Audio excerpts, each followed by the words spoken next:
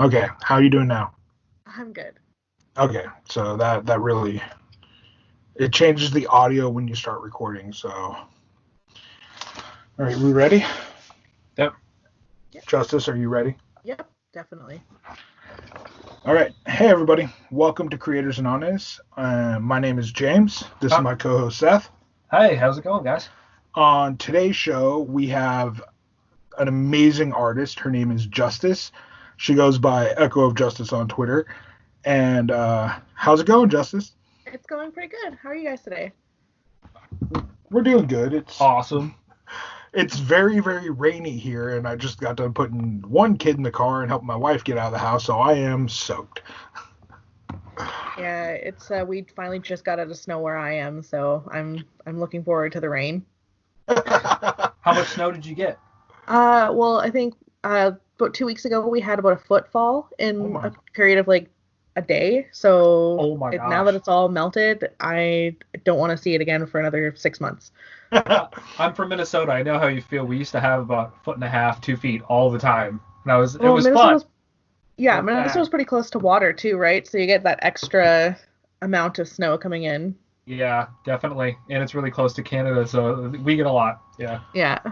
So where are you exactly? Well, I don't want your home address. I'm actually from Edmonton, Alberta, in Canada. Oh. Yeah. That was bad. So your second vehicle is a snowmobile. Well, here, thankfully, it's different than when I was living in New Brunswick. New Brunswick gets, because it's right next to the ocean and in like the prime area for snow, it gets a ton of it, like at least 5 feet built up by the time that the plows come through. So here in Alberta, it's like lighter, and I think the most that I've ever really seen in a winter is about 4 feet, and that's like a freak snowstorm. Yeah, I'm in the Seattle area. I think our biggest issue is ice, and then during the winter it's we're lucky if we get snow, and then but when it does snow, it snows. Yeah, definitely, especially with like the whole climate in that area. Yeah. So heavy snow. Last fun fact: if you ever come out to Washington and it snows, don't drive, because if you drive, everyone abandons their car at like an inch of snow. So when I walked around, it was like an episode of The Walking Dead at like midnight, and it was ridiculous because there was cars like parked on the side of the road and parked on in other people's yards on curbs. They were parked, they weren't crashed, and their doors were wide open. There was like 50 or 60 of them. It's a long-running joke for Canadians to see how Americans handle snow, but it really just boils down to the tires, right? Like if you don't have good all seasons or winter tires, you don't want to risk it, and cars can slide real easy. So I get why they would do that, but well, I'm from Montana originally. Like I'm from smack right in the middle of the Rockies, Libby, Montana. So as soon as October hits, they get a foot of snow. Like when I was growing up there, I don't think I ever had a Halloween where you got to see my full costume because I had a big coat on over it. It's the same here. Yeah. So like my wife doesn't understand why I insist on good all-weather tires for all of our vehicles year round. Yeah. And I'm like, because you never know what's going to happen. Exactly. You don't know when you're going to hit a patch of ice. Like, better safe than sorry. So you said you're from Canada originally, right? Yeah. Nice. Cool. Did you grow up there? Yeah. So it's kind of funny because I've pretty much been in country my whole life. But I moved for college to go to like a 3D game and art school to New Brunswick. And I lived there previously because my stepdad was in the military, and we transferred there for a year. Mm-hmm. So I've been like, Alberta's like almost West Coast. BC is like right above Seattle in that area, right? So we're the one right beside that. And then New Brunswick is like all the way just down all the way at the other end of the country. So it's a huge shift in like how people are. Like it's different because down there it's very small town like vibes. Everybody knows everyone. It's very tight community. It's very different, like slow paced, easygoing. And then here it's more like city and industrial, especially since Alberta is like the oil centric area. Mm-hmm. So when Alberta opened up the gates, couple of years ago because we just switched over who's leading in our politics now. Not a big deal. We're not going to get into that, but they just opened up the gates for more digital creators to come in, like more games companies. Oh, cool. So yeah, so we had kind of seen, like, we have BioWare here right now, and Awesome. BioWare is a good company. a very good company, and it was nice to see that when they introduced a special grant, more smaller indie companies started coming into the province and like opening up. But since things have shifted around, it's still a little unclear how the job market's going to look in like the next 2 years, especially with all of the things going on. But it's good. Oh, that's my dog. Sorry. It's okay. Your dog's Cool. cute. Yeah, she knows it too. So I heard a really fun rumor, since Alberta did open up their gates for video game studios and everything, and Japan is launching their anime for around the world. Their Funimation is actually talking about opening up anime studios outside of Japan, and apparently they might be looking at Alberta. That would be interesting. If they do Alberta, it'll probably be Calgary because right now that's where all of like the big digital industry is being built up. So keeping my eyes open for that kind of thing because background art would be aces, and not having to go too far for it right now would be good because I don't know how travel's looking for the near future for people, and getting Yeah, visas, living in different countries seems a little bit scary right now. Yeah. A lot of Japanese manga artists and animators, they got told to continue their work from home, and a lot of them threw a big fit about it. But they're like, "You want to still get paid?" And they're like, "Okay." So Yeah, they're all I think working from home. I think all the jobs that like got told to work from home, animating and like working from home doing art stuff is a little like, I can't say for everyone, but it's a little easier to do because you usually have the technology you need at home, like the digital art stuff. But I think a big part of it too plays into like the environment. It's really hard to pipeline with a group of people if you're waiting on Skype calls. It's not the same as interacting in a room where you can just like start sketching and passing ideas around. So Yeah. the change is So- definitely noted.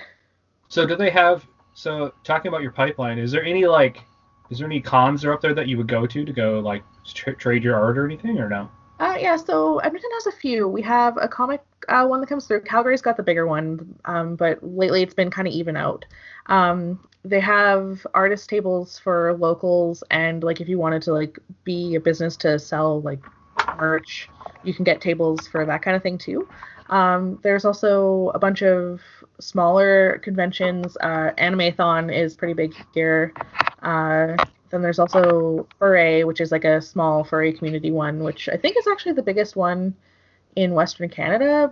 It's really nice. The people there, I have a friend that does research for them, so I go every year, and it always feels like I'm in a nature documentary because I don't like, I get along with all of them, but I don't really like, I don't have a persona, I don't have like any of that, so it's very much like, okay, well I can draw, so I'll draw for you. Like, Hey, you that's got cool. drawing. That's a good way Yeah, to make a So connection. it's so funny how in Canada the name is Furry, and Yeah. the big furry con here takes place in Florida, and it's called Dragon Con. Yeah, there's a Texas Furry Fiesta as well. And then like there's one in Vancouver. Oh So my they're god. really punny with their names.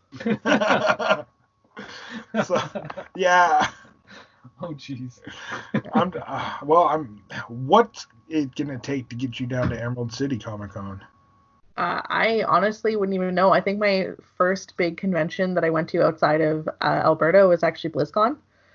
Ooh. Oh, nice. Yeah, it was I didn't know what to expect. I was like, "Hey, cool. I've got this. I'm going to go down. Like I have friends here that are going, so I'm not totally alone." And it was unexpectedly like it was a down year too because they weren't launching an expansion, so it was kind of like a really nice pace to kind of get a feel for it. And then they have the Calm Before the Storm there, and it was really cool seeing like all the pop-up stations that people had brought their stuff, and like there was art all along the wall, so people submitted that weren't attending, so people going around could look at it, and I like that. I like the community centric type stuff. So I don't know like if I'd ever booth at Emerald City, but going to visit would be amazing just to see how other artists do it, because that's like a whole different like mentality going into doing booth sales and like cons, because you've got to have your merch, you've got to have your table set up, you've got to have at least one other person with you, because if you're doing it alone,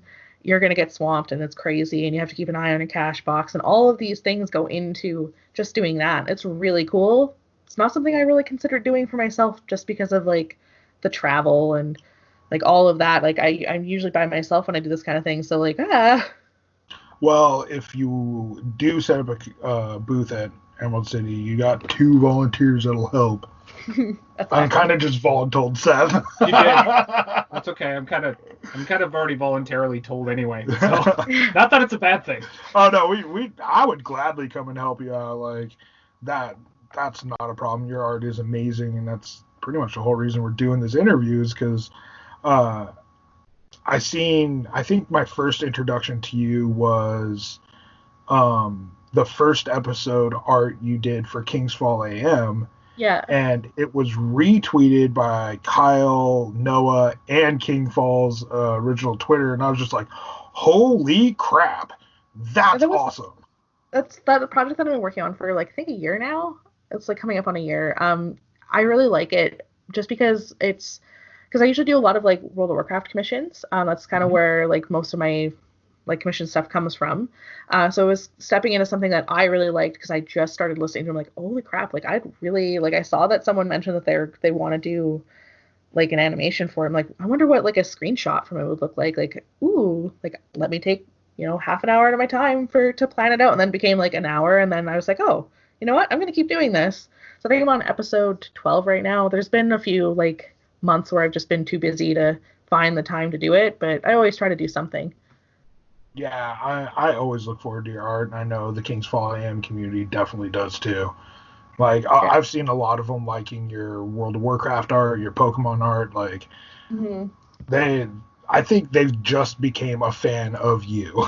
Yeah, it's really cool too. Like, it was, so before, like, I've been part of communities, and like I've always had like interest in like been part of fandoms, but I've never really understood what it's like to be in a fandom, like that wholly visceral, like, holy crap, this is what I like, this is the people I like to communicate with about this, like making friendships in a very tight, like, knit circle. And when I met the King Falls Discord, it was like, this is where I belong. Like, I super love this. People are like willing to talk about theories in it, and it's not like there's no bad blood that I'd seen at the time. Like, it's been amazing. Everyone's been super friendly. Lots of like really great artists in their own rights, like writers, and I think we had a poet at one point, and people putting together little song playlists, and like I dig that. Like, this is the first real community that's felt like very much at home. So it's been great.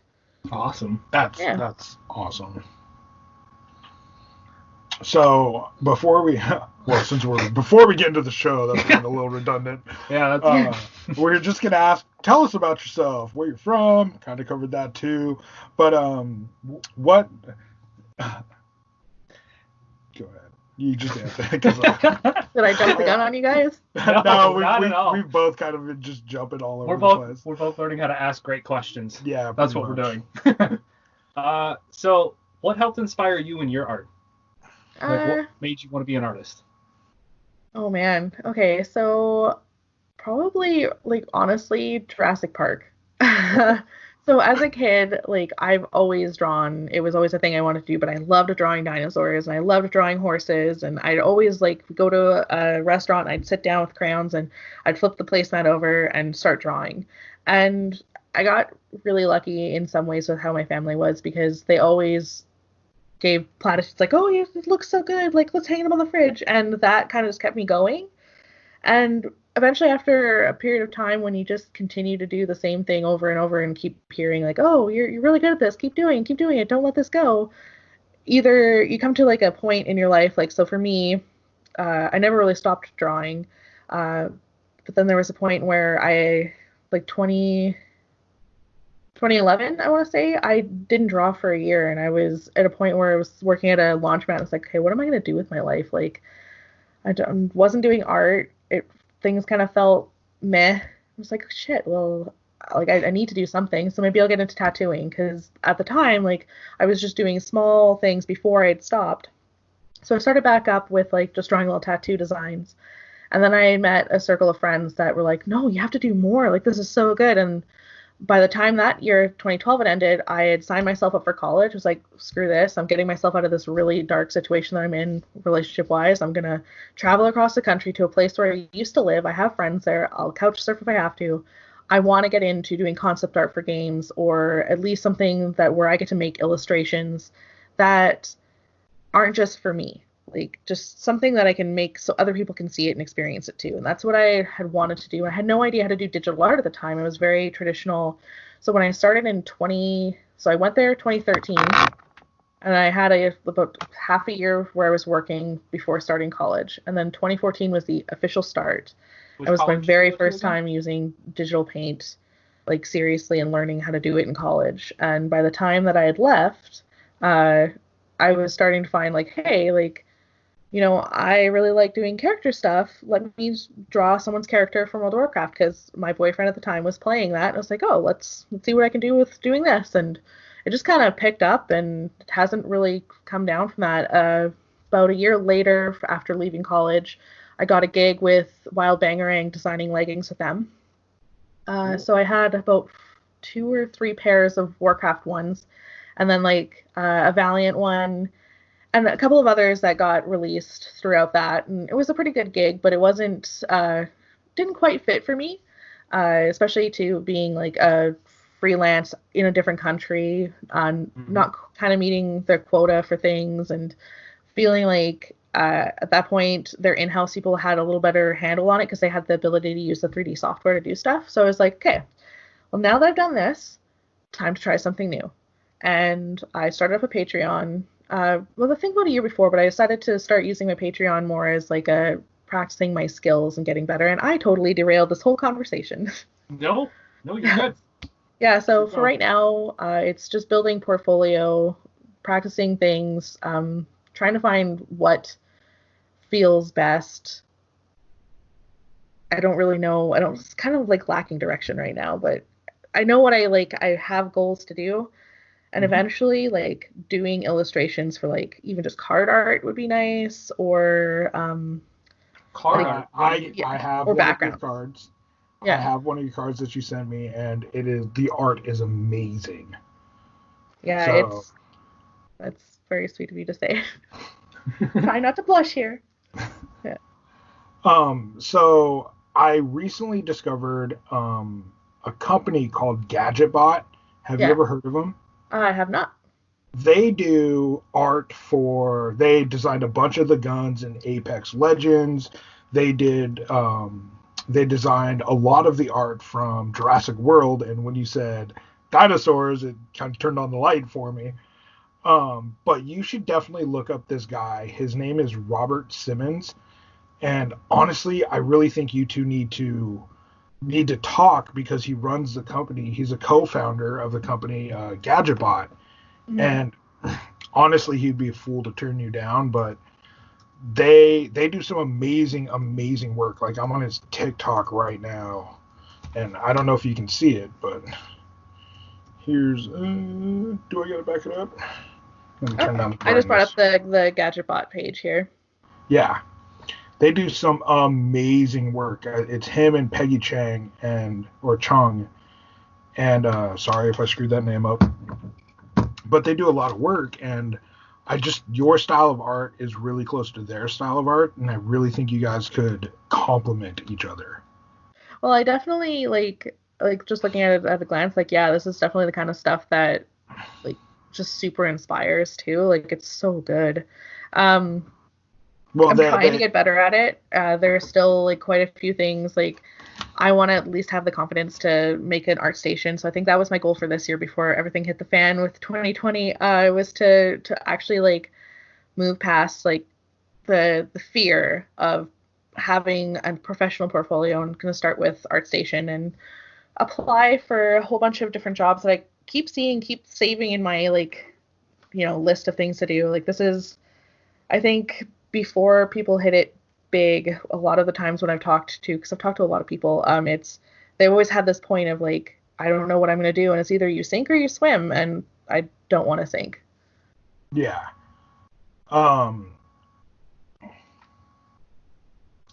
So, speaking of sinking, what helps, instead of sinking, what helps inspire you? Whether you feel like maybe you lost inspiration, or maybe there's just King's Fall or the other people in that community that you were talking about. Yeah, so What helps inspire you?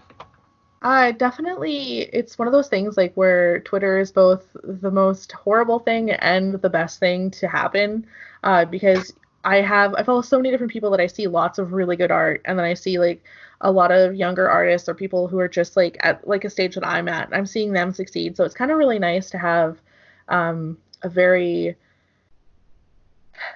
big range of like different artists that I'm looking at and seeing the things that are changing there. And so when I flip through and I'm not seeing terrible news articles, it's really good to see like someone's created this. Like I think I've also made a lot of really good friends who do all sorts of different things, and watching their success stories and seeing what they're doing helps. And then of course getting into different podcasts, or I have friends that recommend stuff all the time. Like James has recommended so many really good things that I've like listened to, and it's like, oh, this thing's, I need to do this, like this reminds me of this, and then I get overwhelmed with all the things that I want to do, but then having a task to do.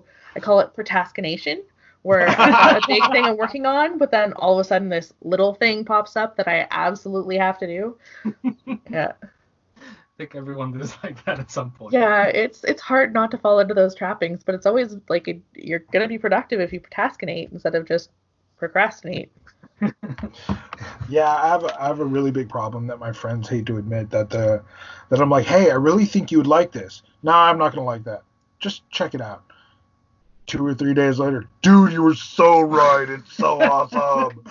It can be hard too, like when you get so many recommendations to be like, okay, I have to sit down and listen to this thing, or like look at this thing. So I get that, like where you kind of delay starting up, and then you do, and you're like, oh my god, you were right. So I have a very big problem that when I'm focusing on work, if I'm not listening to something or I don't have something in the background, my mind will start to wander, and then I'll lose focus on my job or whatever I'm doing. So that's how I fell into podcasts, and now I'm subscribed to over 500 of them.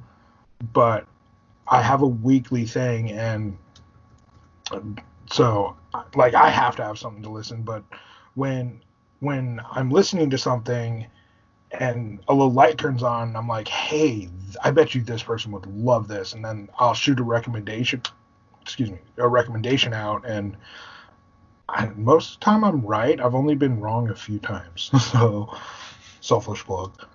I mean, it's also nice too, because it shows that you're thinking about the person that you were like, oh, hey, you'd like this. Like that's, even if it doesn't always hit, it's nice to know that the thought is there. Yeah. Man, I think about a lot of people too. This is true. So, what when it comes to Twitter and stuff like that, what other artists are you following that help inspire your work? Oh my god. Okay. Oh no, I didn't have names pulled up for this. Oh Just man. off the top of your head. So I follow a lot of Magic the Gathering artists, because the art range is so varied there, and a lot of stuff that you see now is done with matte painting, where it's incorporating photographs and painting techniques in together, and it, when it's reduced to a small size, looks so good. So Leisha, I can't pronounce her last name, I think it's Hannigan, but I could be wrong, and I'm so terribly sorry if it is, but she did little owl bears, and eventually like a little night owl, and it eventually became Humblewood. That little concept art that she did like spawned into this huge thing where they made a whole D&D 5th edition campaign setting for it. And then I followed, just by chance, a bunch of the artists that applied and got jobs in doing that kind of stuff. So it was really neat seeing how one concept created so much around it. It was really cool. You said owlbears? Owlbears. Yeah, owlbears, yeah. I do. His mind's a little blown right now. He's like, owlbear. Yeah, Imagine like this they're a bird monster in bird, Dungeons and Dragons, but they're so cute. Like she did little like baby ones, so cublets, I guess, because mullet. Yeah, so cute. we're gonna come up with. That's gonna be our next Patreon. Is gonna be like, how would you put owls and cubs together as a name? Like the most creative one wins. Cublets. Cublets, yeah, I think it is cublets. Cublets? Yeah. We're gonna. All right. I'm not satisfied. I'm gonna have a competition. Put out a Twitter No, poll, buddy. that's fine. They're so cute though. So, you guys want to hear something funny?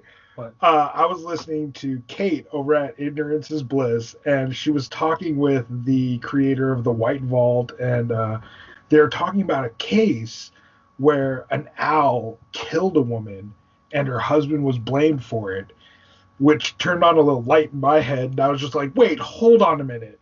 So there's a conspiracy theory that all birds in the world are actually secret government drones. Oh my god.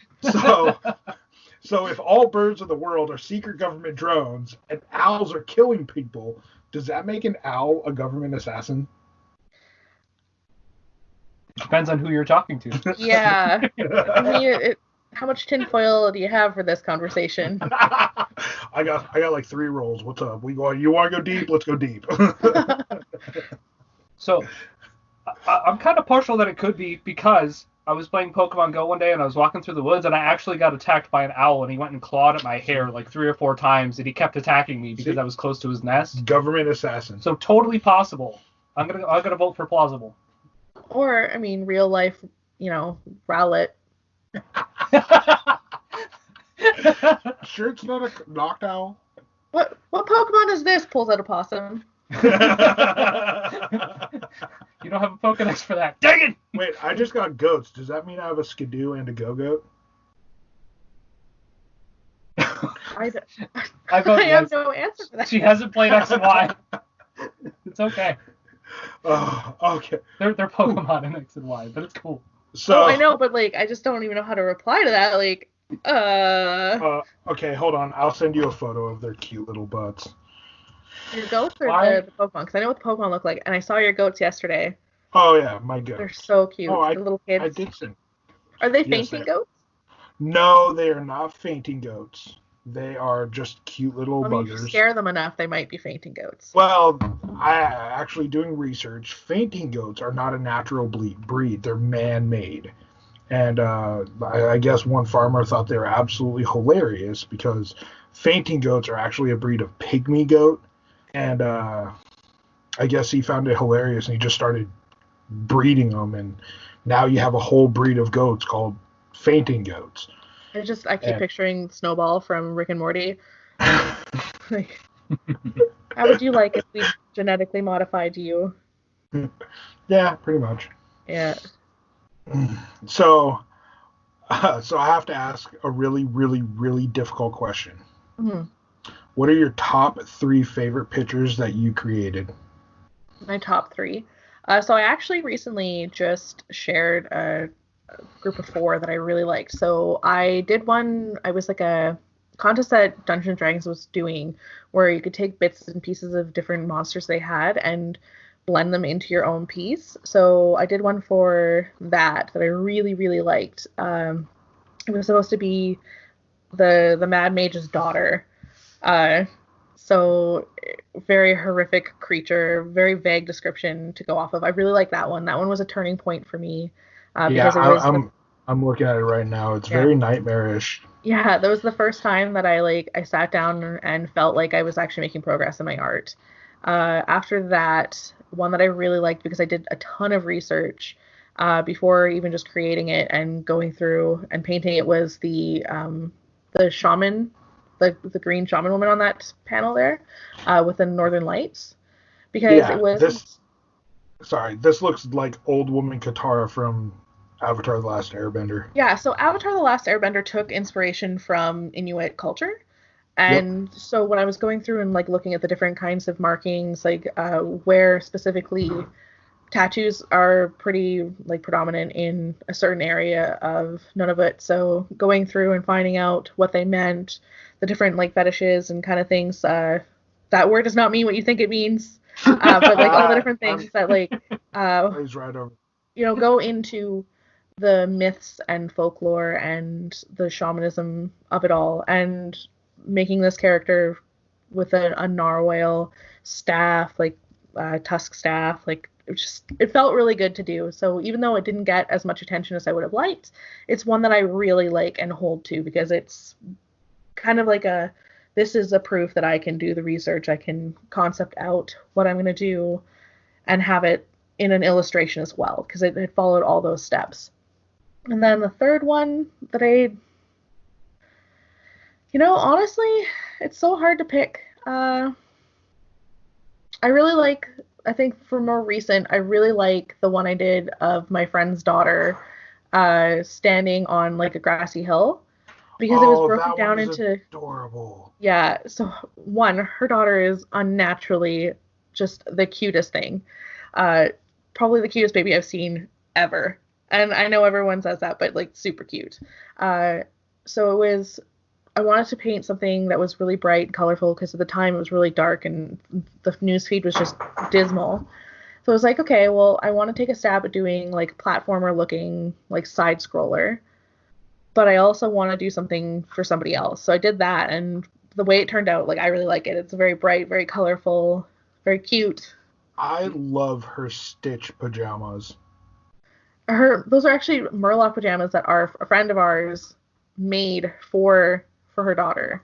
Oh, Awesome. So it was kind of like a little nod to like, hey, like, this is a thing that another friend made that's in this as well. I'm looking at it right now. It's absolutely adorable.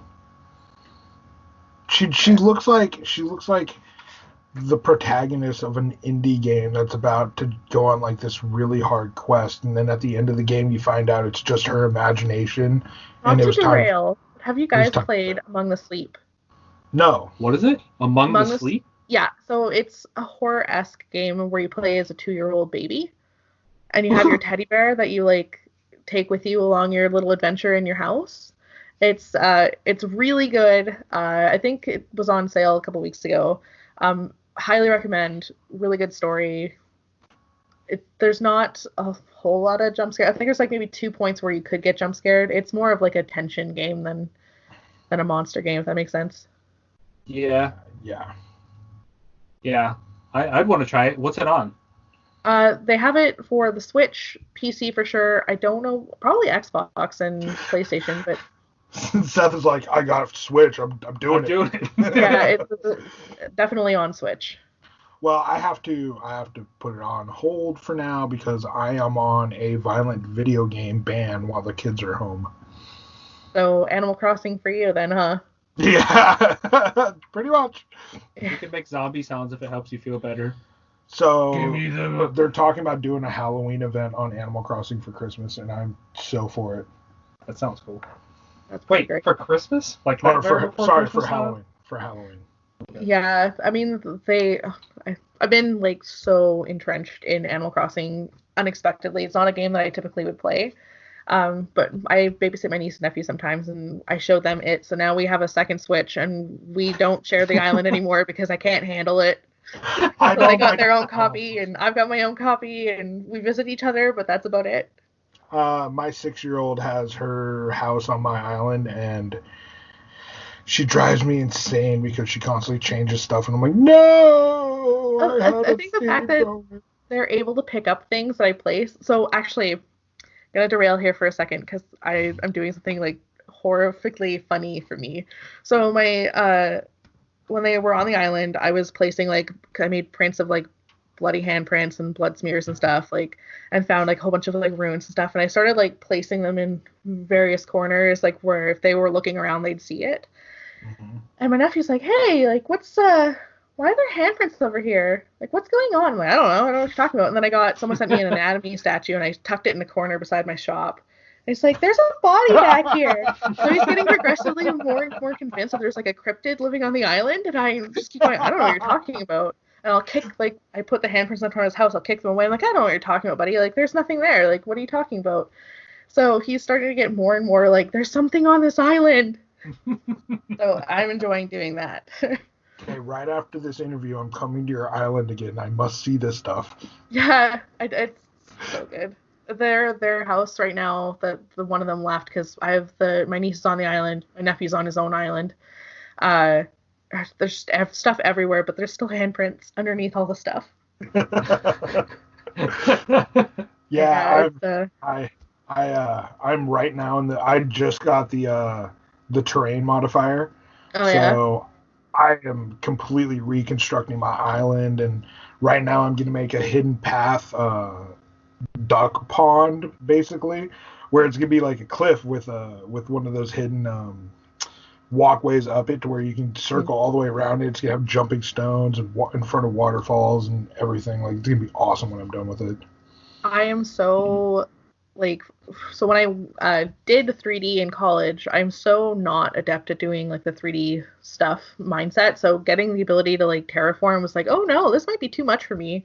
This might be exceeding my abilities here. Like Minecraft gives me a headache. Like I don't like building stuff like that. I'm not good at it. It's something that I don't have patience for. But I picked an island that has a pretty good layout for what I like. So maybe I'll just tweak a few things here and there with it. Yeah, I can't do Minecraft.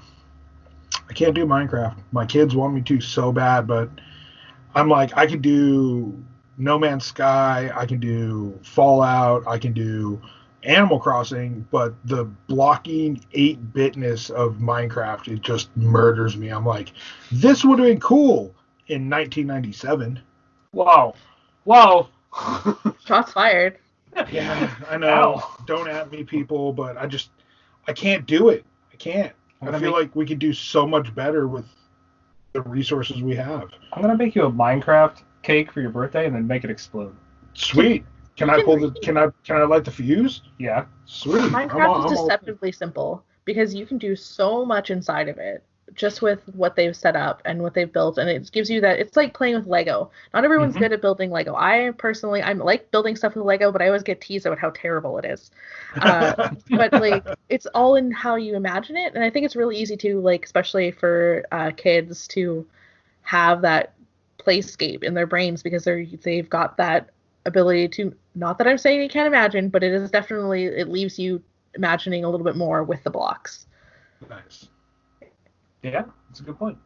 So, speaking of people teasing you, let's go into a different direction and tell us what's the most rewarding thing you've ever drawn. Most rewarding thing I've ever drawn. I said the opposite direction, Seth. Don't look at me like that. So actually how I ended up going to BlizzCon was kind of crazy. But while I was there, I had done a picture of Nola, Tortolan character in that expansion at the time, who was played by a very old woman, whom I actually got to meet and give her a copy of the picture, and I became friends with her. Like, so Marianne and I talk pretty often via email. It's kind of weird getting emails from someone who you would just expect not to know how to use technology at all. So it's been really cute, but it was seeing her face because she had played characters on stage and stuff before, but it was her first time having so many fans, so happy to see her just off of a few lines that she had said for a character that she loved but didn't really know much about the game or anything. And then she had her first fan art, and for her that opened up her whole, like, I feel like I'm something now, like. And it was weird because for me it was just, she was like, her character in that was so cute, and she was so cute, and like the way she talked about like getting the chance to do it was like, I relate to her so hard. I'm going to make a piece of art, and I finally got to give it to her, and she has it on her wall at home, kind of thing. Like, that to me is so rewarding. Like, just that someone who was able to touch my life in a weird way, I was also able to do the same thing. That's such an awesome story. Yeah. That is so awesome. She's so sweet too. Cool. So, I'm not an artist. So, and there's probably a lot of people who aren't out there. So, what other tools do you use for your art? You talked about matte painting. Like, what kind of tools do you use? Because I'm a novice. I don't do art. No, I like art. My extensive art degree goes to pencil, paper. I can use crayons. Oh, crayons! I forgot. She started that way. Yeah, everyone starts that way, really. They're the safest non-sharp thing that if you chew them and eat them, you're not gonna get too sick. So Okay, I'm sorry to derail from the question real quick. Remember your favorite tools and which ones you use, but funny story. When I was in the army, when we had to make maps for or map out areas, we had to do it in crayon. Because crayon's Really? water repellent. Water repellent. Yep. Wow, you guys are good. Zombie apocalypse, I'm with both of y'all. I'm just saying. Yeah. But yeah, that the what's funny is if you cover the whole paper in the crayon and then you can draw over the, like, let's say you cover it all in green and then you can draw over it in blue and you can draw over it in brown and you can make detailed lines. But if you cover the whole paper in crayon, then your whole paper is water resistant. Mm-hmm. Cool. Yeah, just like a thin layer of white makes it, it's almost like laminating it for temporary purpose. Yep. Yeah. Exactly. So for me, what I do since I started doing digital work, I started with an Intuos tablet, a Wacom, and I got a copy of Photoshop, and I've been using CS6 up until about 4 months ago. I bit the bullet and was like, yeah, I'm just going to get CC because the new updated features for the larger Cintiq that I have now, the 22-inch, were better because the CS6 was causing glitches and issues. Wacom is a great product, but they have so many issues with like pen pressure dropout, which means nothing to you, but I'm sure any artist that's listening to this right now is like, oh my god, I know. There's like 100 different fixes because you don't know which one's really causing it. It's recommendations for so many things, but upgrading to the new Photoshop has eased up some of them. So did that. Matte painting is done with, I usually go through, like, I'll buy stuff off Gumroad with like licenses and stuff, other people's photos from different places, and then Did you say Gumroad? Yeah, Gumroad's a digital distribution site that you can buy various forms of art or pictures or 3D like models that you can use in your own stuff. It's a good way for digital creators to sell their digital wares, kind of thing. Awesome. But there's one that it's specifically for doing matte paintings. Sometimes you get that ones that are cut out. Other times you can get ones that are just like straight at the picture, and I'll take segments and bits and pieces from different ones, set them all on the canvas that I'm working on, the digital canvas, and then either paint over it or try to incorporate it as best I can. I did a piece recently. I was a part of an art trade where I did my sketch and then I was like, okay, I need to like see how this would look with actual mountains and actual trees and actual. So I laid it all out and then I didn't use any of it. But it's kind of like having a big reference photo that you build yourself with a whole bunch of different things. So, but yeah, my favorite things right now are definitely having a screened digitizer or tablet, which mine is like I said, the Cintiq, and Photoshop. That's where I'm most comfortable. Awesome. Yeah. That's really cool. So do you have your routine that you follow for your art, for making it? Do you like draw 1 to 2 pictures a week? Do you go by inspiration? Is it just random? So, it's a bit of a mix. So like I said, my Patreon is where I do my personal, like as much as I can, personal artwork and like growth stuff. So I try to do at least one thing a week. I post quite frequently there, where with a bunch of sketches and stuff, but mostly I'm led by the nose by commissions, which sounds like it's a terrible thing, but it's really not. So like for this week, I've got one World of Warcraft, one H.P. Lovecraft inspired one, and then one Final Fantasy VII commission that I'm working on at the same time. So I'll bounce between project to project. If I'm finding that I'm hitting a wall in one, I'll hop over to the next one and work on that for a little bit. So the best way to say like how I start my art though is I always start with sketches that are really rough. And then I'll do, if I'm like for a client, I'll do 4. And then I'll from there let them decide what they like about it or don't like, or if they're having problems reading it, then that's clearly something I need to work on.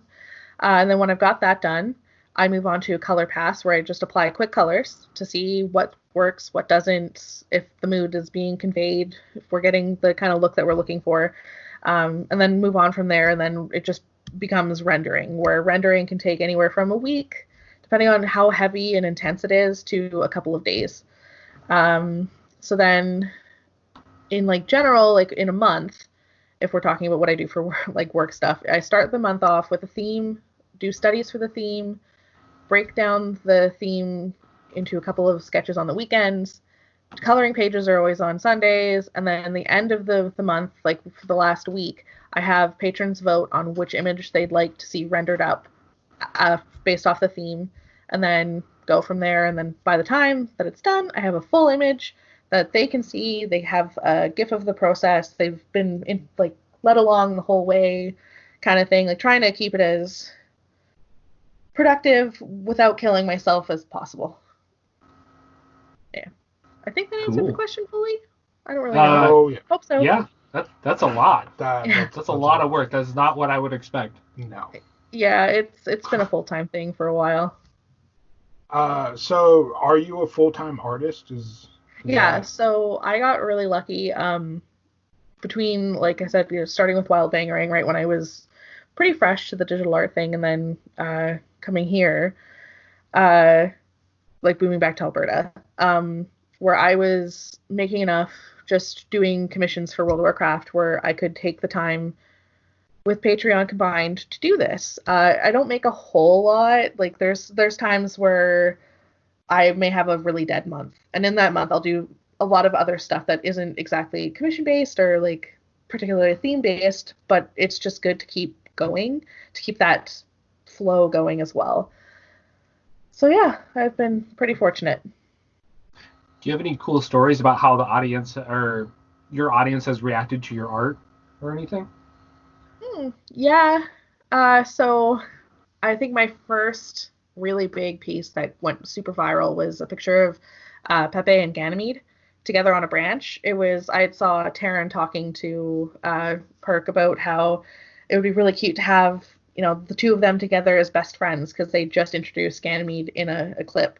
And I was like, oh my God, I have to do this. So I sat down for a couple of hours, put it out, not thinking anything of it. I'm like, oh, it's really cute. This was like I got inspired to do it based off this conversation, just going to share it here. And I went to bed.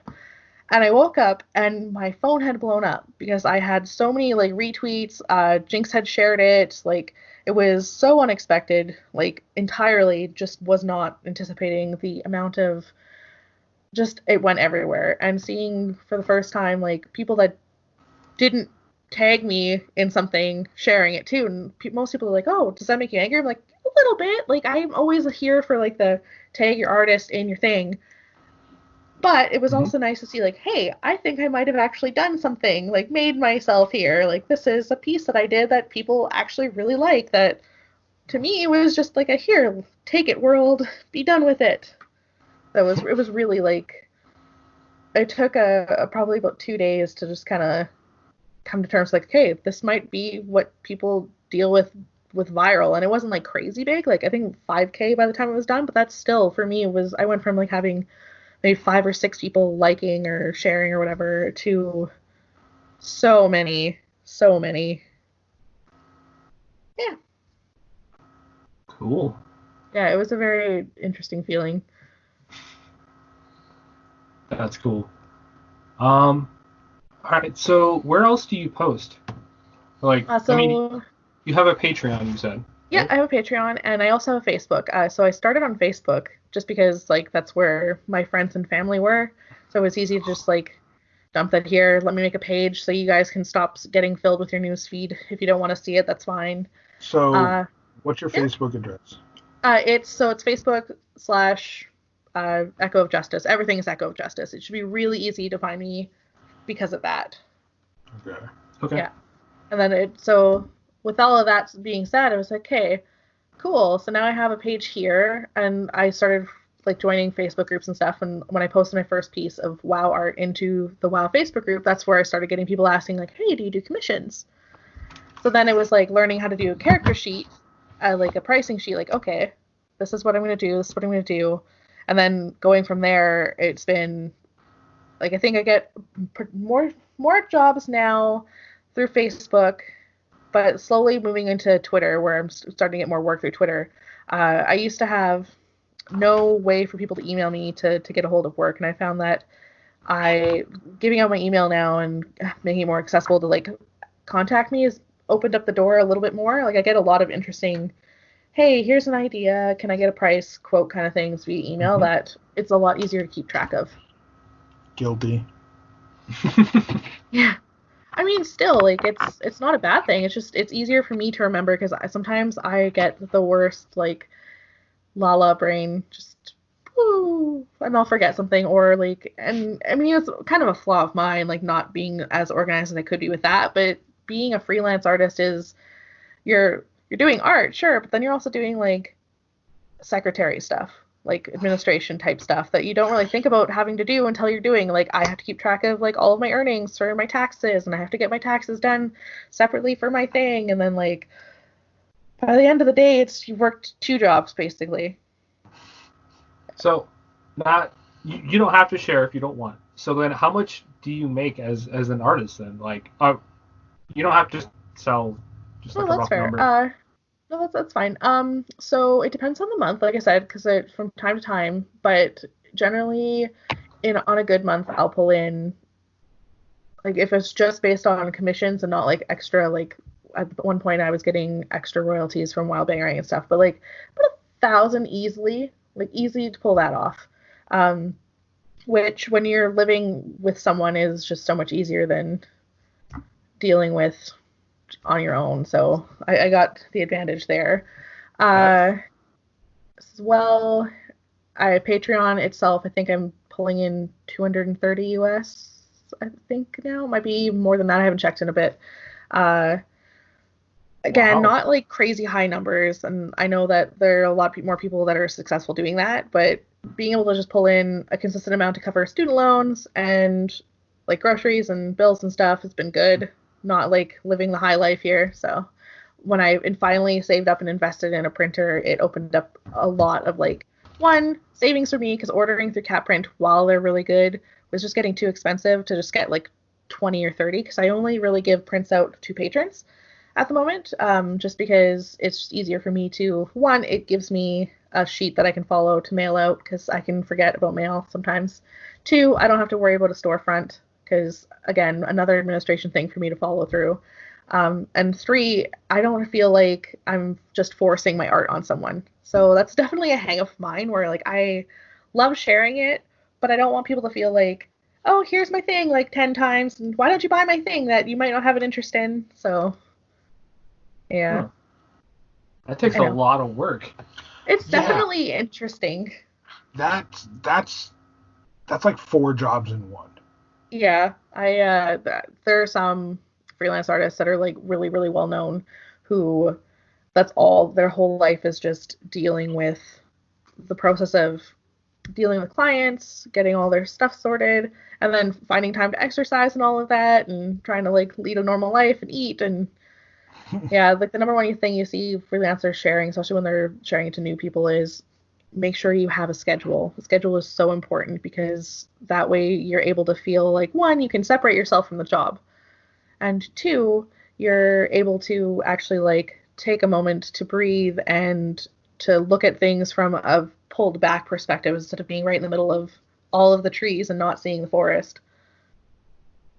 So, if you ever got the chance to a join an animation studio, would you jump on it? Uh, Yes and no. It depends because it would if someone came to me and was like, "Hey, like I have a job for you," I definitely want to know what exactly they're expecting from me because there are a lot of different things that um might just not be a good fit for my skills at the time. And it's the same way like it's kind of like a reverse application two kind of thing, like where when you apply for a job, they look through what your skills are and they look at your portfolio and they look at your CV and they see, oh, well, you've done this, this, and this. This should apply for this, this, and this. And I think that's also another thing that's kind of interesting is how many artists get and people get scared off applying for jobs because they see all these things that they're supposed to know how to do beforehand instead of thinking about, well, here's the things that I can do. Maybe they may not fit this particular thing, but this, and this does. So for like a game or like a animation studio coming to me, it would definitely have to be one. on the like terms of like I'd put out the application because I wouldn't know how to handle being asked to do something um like job wise, like contract job, just on my own because there are a lot of different things where the contract may look good, but then you're locked into doing something terrible, Mhm. or where they might take advantage of someone who might not have a whole lot of experience. So it's definitely one of those things I'd have to consider and go over and like really take a sit down for before just immediately saying yes. I know it's weird. No, No, that's that's com- smart thinking. yeah. My dad always told me never take the beginning offer. Always negotiate. If they Yeah. tell you to sign it and not to read it, just walk away. Yeah, So it's there's something not good in there. You know there's something not good. so back to where you post your stuff. Have you ever posted on DeviantArt, Imgur, or Pinterest? So back when I was in high school, I would post 2D bean art, just sketches and pencil drawings and stuff. And then I was like, no, I don't want this on here. I'm gonna take a break, removed it all. And then coming back after several years of like, okay, now I'm ready to start posting stuff again. I looked at DeviantArt and went, I don't know if I could post here. Mostly just because of, well, I don't know how to get a community here. I don't know how to build a community here. It's a lot easier for me, like on, especially like when I started with Facebook. That's because where my whole family and friends circle, like we all had a Facebook, so we connected through that. And then moving to Twitter after someone was like, you should really post to Twitter. They have a really good WoW community there. So I was like, okay, you know what? Fuck it, I'll try it. Like, it can't hurt, right? I'm not great at the whole like transferring over to a different social media because then it becomes like another thing I have to manage. So then I stayed with Twitter for a bit. I was like, yeah, this is like I'm still on Twitter. Like this is awesome. I like the ability to come in and out and not have to worry about always having like someone connected to what I'm doing kind of thing. I also dealt for with a while the fear of being internet stalked because I had a couple of internet stalkers. So it's been slow steps into like finding the confidence to post. So it was when I first started on Facebook, I was able just to keep it with like in my friend circle and then move it out and slowly grow it. And then when I moved to Twitter, it was like, hey, this is me finally saying like, hey, like this is who I am. This is if you want to follow my stuff, this is here. This is I'm here. So it's Okay, been gradually getting okay, more comfortable with it. Good. okay. It's not stalking. I just appreciate everything you do. No, there's definitely like internet stalking is a whole different like Oh, I know. oh I He's take taking it seriously. He I just take made it a joke. seriously. I always make But jokes about the series. no, no, dude, definitely. it's It's a just one of very those things like I hope you don't feel like you're an internet stalker because you're definitely not. Sometimes I think I am because I'll get on somebody's page and I'll just start scrolling through their art. Now I'll be liking stuff as I go down, and then I'm like, I'm liking stuff from 5 years ago. What am I doing? Macro liking isn't stalking. I mean, I'm sure like the impression now, especially like, going through people's old photos, especially on Facebook, like, it's where it gets like the bad, like, oh no, I just got caught liking some chick's photo on the beach. Like she's in a bikini. Oh no, she must think I'm a creep. But like, especially when you just find someone's art, especially on Twitter, it's a lot more relaxed feeling. Like, oh hey, someone liked this picture that I did like 2 years ago. Well, awesome. I always think, how did they find it? Were they looking for something specific? Was it a tag that I tagged it with? Is it did they find it through someone else's like? I find that kind of breakdown way more interesting than the fear of, oh my god, this person is stalking me, and having like again coming out of that, oh my god, I know I'm being talked about and they're using all of this to find out more about me, to okay, I'm sharing it just as much as I want to share. I have that opportunity. People are here for the art, but I'll be a little more talkative about things if I can be. And I think another thing too that kind of really helped was the Make Believe show, which is the branch off Oh, that the I, King Falls I love guys did. I love I that show. asked questions of people, and people were just freely answering. It's like, you know what? I don't know why I have this hang up. Like, I should probably start answering and like being a little more present instead of feeling like I'm locked behind a wall of I don't want people to know me in this kind of way. Yeah. So it's been slowly breaking free from that, and this is the good. year that I'm gonna like actually put a portfolio out and not care. Well, if you ever listen to our episode with Noah James from Kingsfall AM and the Make Believe Show, I brought you up on there too. Aw. I'll have to give that a listen. I didn't realize he actually interviewed him. I Again, did, the and whole we got timeline some. thing has been a mess, so I Oh missed like yeah. 90% of what people post.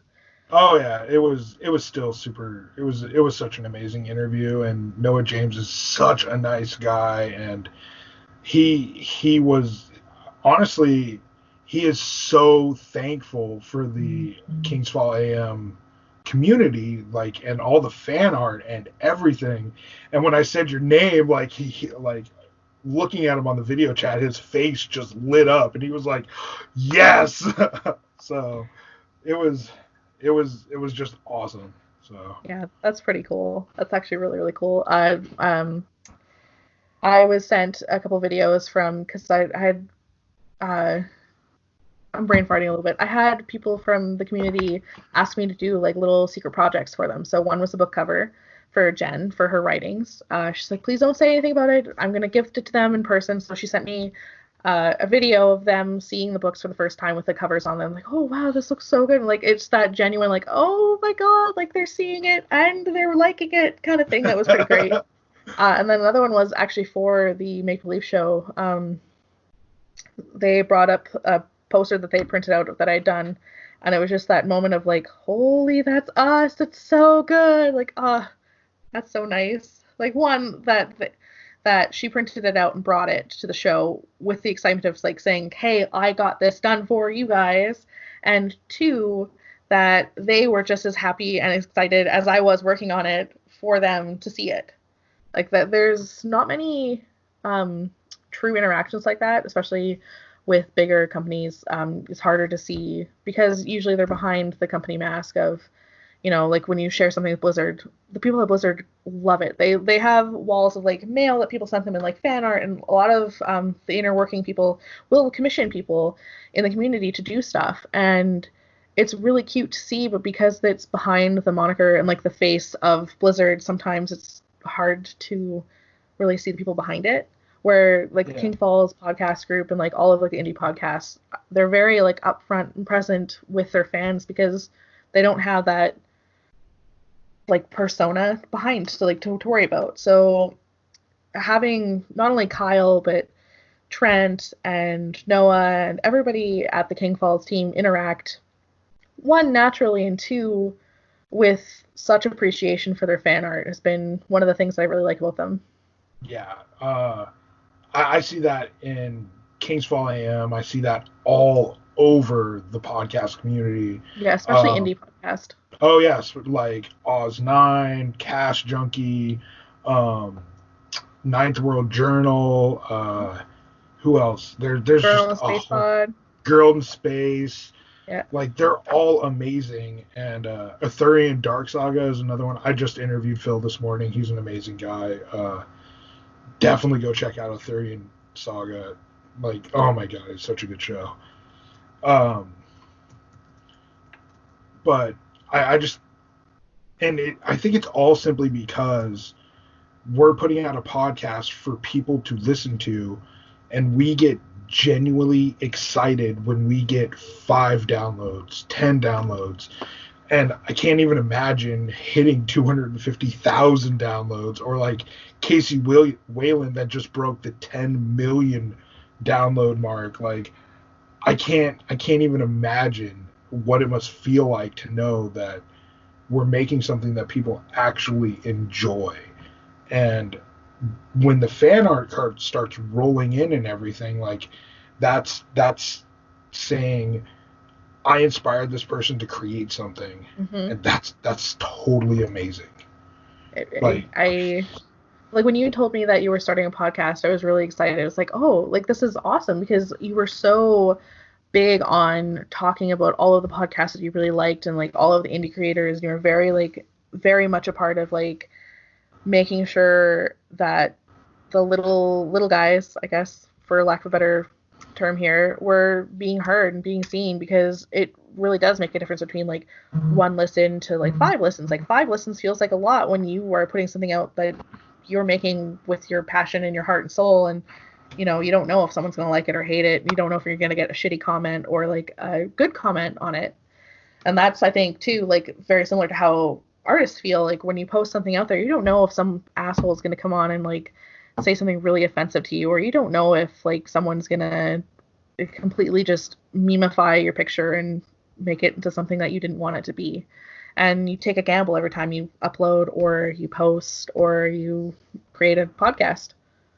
Yeah, now I just found out that, you know that app company Wish? Mm-hmm. They're actually stealing, well, they're not the app themselves, but people are stealing art from Twitter and places like that and like making canvas art out of it, or posters, or art scrolls, like anime stuff like that. People are stealing it, making a product out of it, and then selling it. And I'm like, why are you guys allowing this? Unfortunately, it's not just Wish. It's everywhere. There are bots now that will retrieve, I want this on a shirt. If you type that on someone's picture or like anything, they'll immediately pull it and put it on a shirt on some website. And it was like, there was a long going thing where people were making jokes like taking Mickey Mouse and saying like, oh, I want to see this on a t-shirt. So they were taking copyrighted stuff. Like Disney cracks down on that like crazy. Yep. So seeing like that go into play, it was kind of an interesting week when that happened. Yeah, it's pretty common. Teespring, no website is like really immune to it. You always have one or two people, or more than one or two, that aren't.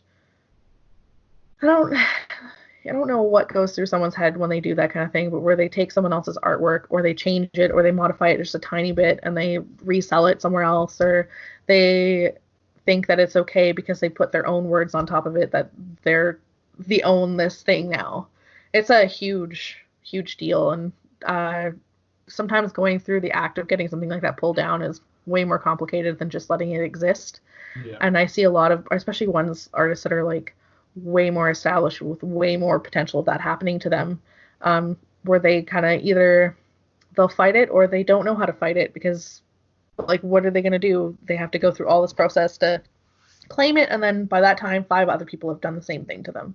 Yeah. So that's why it's really good to share artist tags, artist names from the artist. If the artist has a shop, promoting the artist shop. Like it's a whole web of like trying to keep out the bad ones, that kind of let it seep in. And Wish is it's one of those from China companies, like where you kind of gamble every time you order kind of thing. Yep. Do you know of any ways that artists can protect themselves from that? Yeah, okay, so I actually know a few ways. So one is always making sure you have your signature and tag on your photo. Another way is in Photoshop. You can actually go into the metadata. I don't have Photoshop open right now, so the whole entire process is a little bit tricky, but if you go into the metadata, you can actually put in copyright or like your name and like a description of what's in the image.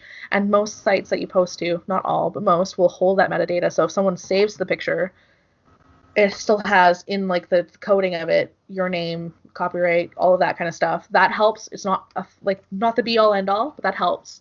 Another thing is making sure you're posting to a public very much tied to your name place, because so what I do on Facebook a lot is I'm part of a really big WoW group, and I see people posting shit all the time where they don't tag it. And so I reverse image search through Google to find the artist. And one of the big things is if you don't have a tag, you don't have your name, you don't have any clear indicator for me to go off of looking for who owns it, I don't know who did it, and it can take me hours sometimes to find someone. So making sure your name is clearly on it, a signature or a mark that is very distinguishably yours, having like even a Twitter or Facebook to link back to.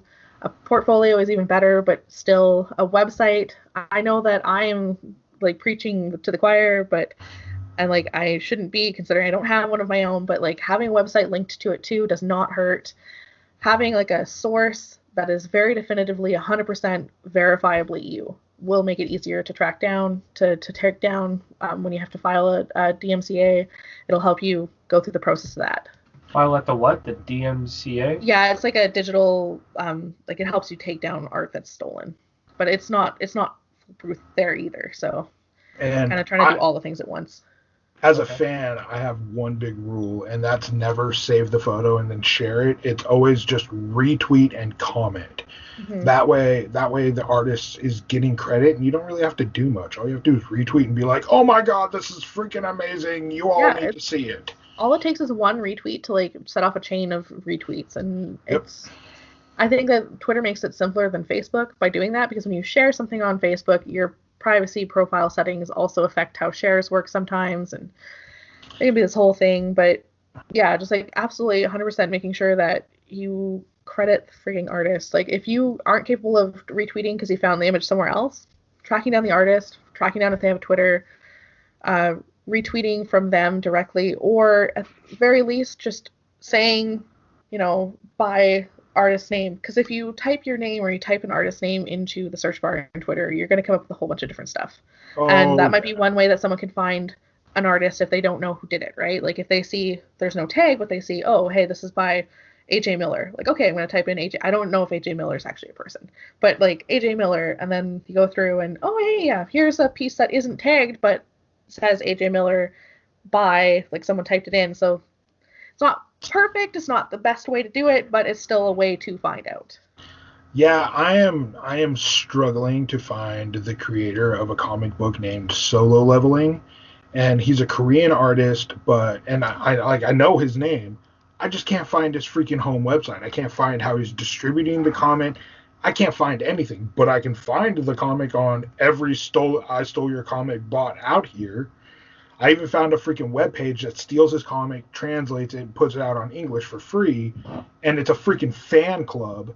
And I'm just sitting here going, cool. How can I support this artist? How can I buy his stuff? I've learned, especially about like Chinese artists and stuff. Sometimes they don't tag on purpose because a whole bunch of reasons, I'm sure. But the more times than not, when I've had a hard time finding like who made something, it's either because there's bones showing, which is taboo, or it's something that they don't want to be exactly found out for. That, or whatever they're tagged under is not picked up by English Google when going through and finding that kind of thing. So there are a lot of times like when I have to spend the extra couple of hours digging around looking for the original person who did this thing, and I find a Chinese version of Facebook. And there's a lot of times too where China has blocked websites from other things, so it becomes even harder to find like a creator's original things not being from China or not being in the area that's not locked off from it. Yeah. Yep. Oh. So wow, you shined a light on a lot of stuff. You are very knowledgeable about this. I'm so glad you know all that. That is so much more than I've ever could have thought of would go into any of that. Yeah, me too. Thanks for sharing. Yeah, I know like Matt Pat from Game Theorist did a whole thing on like how to better protect your copyright, because sometimes fan art is so realistic to and like on par with real art that it can be easy to mix up. But I mean, as long as people are aware of like, hey, this is the ramification of why we do this thing, it helps. Yeah. And there's always people that argue it too, like, why should I have to tag it? Like, the artist signature is right there, their tag is right there. Like, it's not just about that. Like, I have heard and seen plenty of stories of artists getting jobs based off of what someone saw on Facebook or what someone saw on Twitter that had their tag clearly visible. My question to that person would be is, why would you not want to tag them? Are you taking credit for their work? I don't know if it's like lazy. I don't know. I've seen so many arguments. In fact, I've been in the center of plenty and have made lots of art friends just from defending other artists and myself from that kind of thing. Because like, especially for my coloring pages, where it's a color it, take it, do what you want with it, don't sell it. That's the only thing I ask. Do not sell whatever you're doing with it. But seeing them get reshared without like a credit at all, and like, yeah, I know my signature's on there. It's really tiny, and people might not know what that's all about. Like, who really pays attention to that? You have to do more than just that. Like, just the tiniest bit of like, especially if like someone's posting in your group or in your area or in the community so much that, one, you don't want to just assume that everyone's seen this art before, because you don't know who hasn't, because there are a ton of people in the world. And two, you don't want to, piss off the artist that you're, who's been faithfully posting or sharing or doing all of this. Like, you have to kind of think about more than just, oh, hey, I'm going to get lots of likes for sharing this art, or, oh, hey, I like this art, so everyone else will too. Yeah, there's been multiple times I've just wanted to save your images and start sharing them on the app iFunny. Yes, I like iFunny. It's my guilty pleasure. Don't at You know me. what? I have one friend that only sends me pictures from iFunny. Like every time he shares Guilty. something with me, it's always an iFunny tag at the bottom. It's like, I, oh, I am totally guilty of laughing at those damn memes, okay? well, they're But good. there's an artist part of it that there's just flat out great appreciation. But for every one person posting something awesome on it, there's like 10 trolls going, "Oh, you put so much work into this. Get a life." Yeah. But and those guys annoy the crap out of me, but haters are gonna hate. You know you're doing something right when haters hate. That's Uh, my mentality behind it too. Like if someone, I had one hate message since I started doing like my digital art processing once. One hate message. It wasn't even directed at me. It was at like the group in general. I'm like, you know what? I think I finally made it now. I have one person that said something shitty. Because okay, I've so far up to this point have flown under the radar pretty good. Knock on wood. That nope. continues to not be a thing that I have to worry about later. Okay, so does that mean you want me to start trolling you now? No, please don't. No. What have I done? She's opened up the gates, gentlemen. Don't. Please don't troll Echo. She's amazing. Um, It's okay. I I mean, can that knock just off makes people want to troll the more. So like at this point, it's if you say it, you're pretty much doomed to have to deal with it. oh, okay. Well, if you're gonna troll Echo, just at me. I'll take the brunt of it. It's fine. Oh Got no, skin. what have Um, you done? so, right. So, what's one piece of advice you would want to give someone wanting to do what you want to do? Wanting Oh, to do what you do. So the best advice I can offer is if you're going to go through a college to look at more than just the type of output that the college is showing that's being done. It's to look at what kind of jobs people are getting out of that place and look at like the numbers and percentages and look and consider how much you're paying for what you could potentially do. There are a lot of amazing artists that are doing courses on Schoolism and various other websites for a fraction of the price that you would pay at a college to have a teacher who might not know all of the information that they're teaching. So, one, always have credentials and understand that what you're getting into isn't always a promised thing. Two, I would definitely have to say make sure you have a schedule for yourself. If you're going to start doing commissions, make sure that you're not burning yourself out by trying to do them all in the same day, especially if you work a part-time job. Have one day out of the week where you sit down and you work specifically on commissions.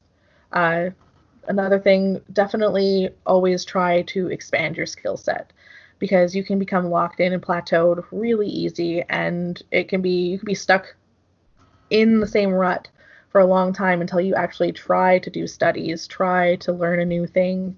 Uh, Always seek to be better than you are, and eventually it'll happen. It may not happen in the speed and the rate you want it to, but getting frustrated, plateauing is a lot worse, in my opinion, than being frustrated because you're attempting to learn a new thing. I think those Definitely. three definitely. And oh, also make sure you have a portfolio, Justice, past Justice. Portfolios are important. Even if you're afraid to share them, just have one. So if it ever comes up that you need to have one, at least you have an answer instead of like, hey, do you have a website? Like you, James, were like, do you have a website that you post anything to? I'm like, no, you're calling me out too early. I'm sorry. It's okay. No, that's my fault. Wait, what's schoolism? Is that Schoolism, it's a website where a lot of like industry artists will do tutorials and classes and stuff. So you can sign up for it. Sometimes they have discounts. Other times they have, like whole sections of things, like swaths of things you can learn. Like there's a whole matte painting course. There's a color and light course. And while they're not always viable for people, especially like students who might not have a whole lot of money going out of the gate, the knowledge and the pool of knowledge that's inside of them is so worth, at least in thinking about what you want to do, picking up one in the future, going through and doing like the work and the study. Because like when I went to college, then it's now shut down. Uh, it was a for-profit college, and the program instructors and stuff didn't really have a grasp of the technology or the course they were teaching. And it definitely opened up a perspective of, hey, maybe it's more important to really think and look at different ways of dealing with what I want to learn first. And by the time that I had left, I had actually taught myself more than the school had taught me about digital painting and stuff. Wow. Yeah, definitely needed it for Maya, but I don't use Maya anymore. So, like, at the end of the day, like, I learned a few really good things, but also a lot of it was hard to sit through and go, hey, I'm also older than most everybody here, because I was 22, 23 when I started class. And it was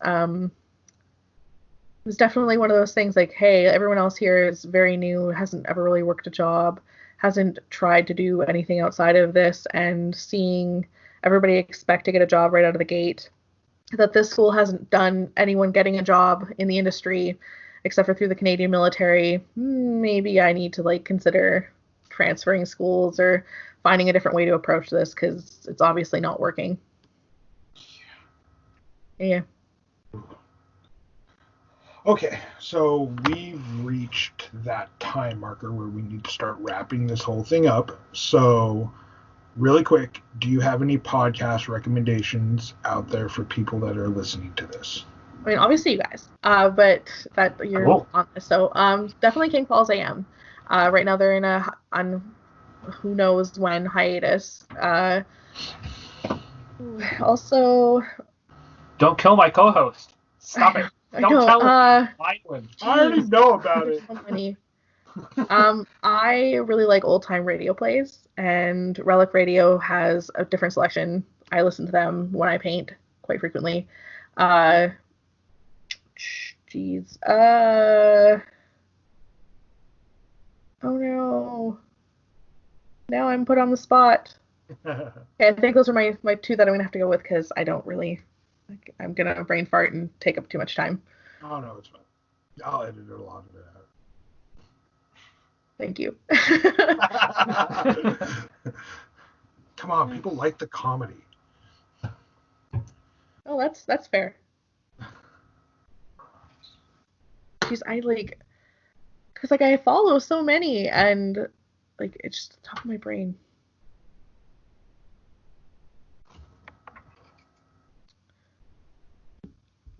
Oh, I guess Welcome to Night Vale too. That's one that actually got me.